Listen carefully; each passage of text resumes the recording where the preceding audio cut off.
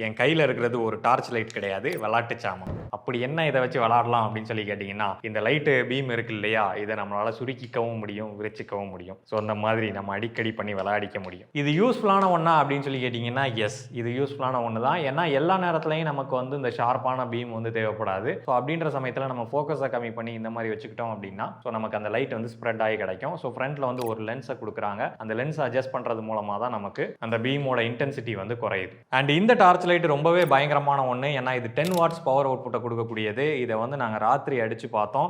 So இதோட அந்த high beam போகிறது இருக்கு இல்லையா, அது வந்து ரொம்ப டிஸ்டன்ஸ் போகுது. ஒரு 1 கிலோமீட்டர் 1.5 கிலோமீட்டர் தூரம் வரைக்கும் கூட போகுது. அண்ட் அந்த லைட் பீமே வந்து பார்க்கறதுக்கு ரொம்ப பவர்ஃபுல்லாக பயங்கர சாட்டிஸ்ஃபைங்காக இருக்குது. அண்ட் அது மட்டும் இல்லாமல் இதில் நிறைய ஃபீச்சர்ஸும் வந்து கொடுக்குறாங்க. உள்ள லித்தியம் அயான் பேட்டரி இருக்குது, நமக்கு டைப் சி போர்ட்டும் வந்து கொடுத்துருக்காங்க. ஸோ சிம்பிளாக சார்ஜ் பண்ணிக்க முடியும். பட் அதே சமயத்தில் லித்தியம் அயான் பேட்டரி ஃபெயிலியர் ஆயிடுச்சு அப்படின்னா நமக்கு AAA சைஸ் பேட்டரி 3 போட்டு யூஸ் பண்ணுற மாதிரியும் ஆப்ஷன் கொடுத்துருக்காங்க. அண்ட் தயவு செஞ்சு இந்த பவர்ஃபுல்லான டார்ச் லைட்டை யார் கண்ணையும் வந்து அடிச்சிடாதீங்க, ரொம்ப ஆபத்தானது.